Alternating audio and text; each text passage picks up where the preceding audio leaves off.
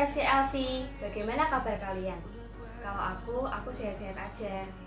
Hari ini aku mau sharing tentang bagaimana sih cara kita mengendalikan diri di tengah situasi pandemi corona.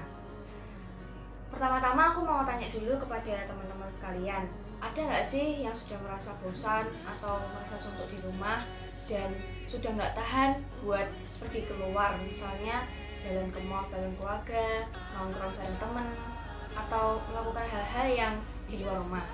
Kalau aku secara pribadi, aku pernah berpikiran seperti itu. Aku kepengen banget buat pergi keluar sama keluargaku, buat sekedar makan mungkin, atau mungkin jalan-jalan.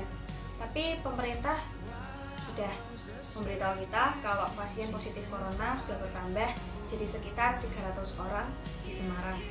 Itu pasti menakutkan buat aku secara pribadi. Makanya aku mengurungkan diri dulu buat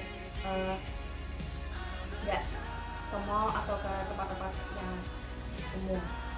Nah, bagaimana juga kalian bisa mengendalikan diri sama seperti aku kasih tipsnya. Aku ambil dari firman Tuhan, yaitu dari 1 Petrus 4 ayat 7 yang bunyinya, kesudahan segala sesuatu sudah dekat. Oleh karena itu, kuasailah dirimu dan jadilah tenang supaya kamu dapat berdoa. Dari ayat firman Tuhan ini, aku mendapat 3 hal yang harus aku lakukan, yaitu yang pertama, menguasai diri sendiri. Mengapa kok kita harus menguasai diri sendiri? Karena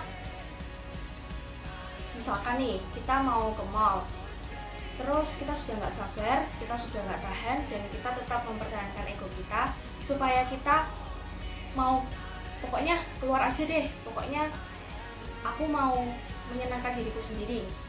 Repot dong kalau misalkan kita ketemu, misalkan kita lagi jalan, kita ketemu, atau mungkin kita bersentuhan dengan orang yang ternyata sudah positif corona. Pasti akan repot dan kita jadi harus ke rumah sakit dan kita nggak bisa ketemu dengan orang tua kita. Yang kedua adalah tetap tenang. Kenapa kok kita harus tetap tenang?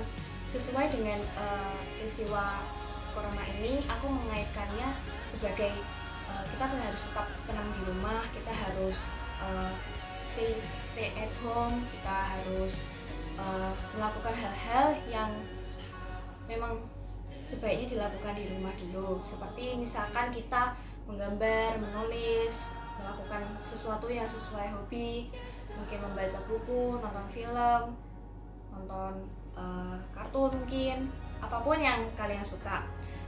Terus jangan lupa untuk tetap berada di rumah, tetap kalau misalkan kalian keluar, jangan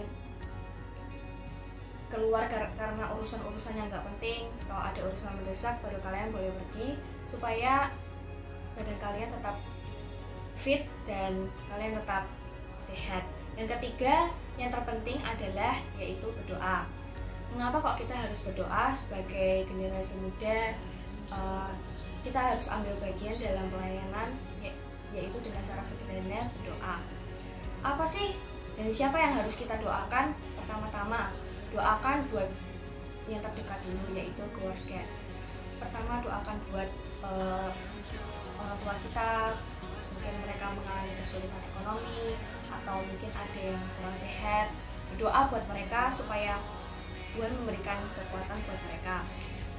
Berdoa juga buat gereja, buat sekolah, buat pendidikan kita yang mungkin kurang nyambung dengan guru-guru kita, nggak bisa berkomunikasi dengan mereka secara langsung. Kita juga harus berdoa buat gereja kita supaya gereja dapat mengurus jemaat-jemaat yang juga melayani dan beribadah melalui online atau mungkin berada di gereja. Lalu ada yang terakhir buat negara kita, tetapi buat dokter-dokter yang menangani pasien positif COVID, dan berdoa buat pasien positif corona supaya mereka tetap kuat dan nggak mudah putus asa, dan mereka dapat menjalani hidup dengan penuh syukur. segitu aja mungkin dari aku sharing hari ini. Semoga memberkati, dan apa yang kalian dapat dari sharing aku pada hari ini jangan lupa tulis di kolom komentar. Makasih.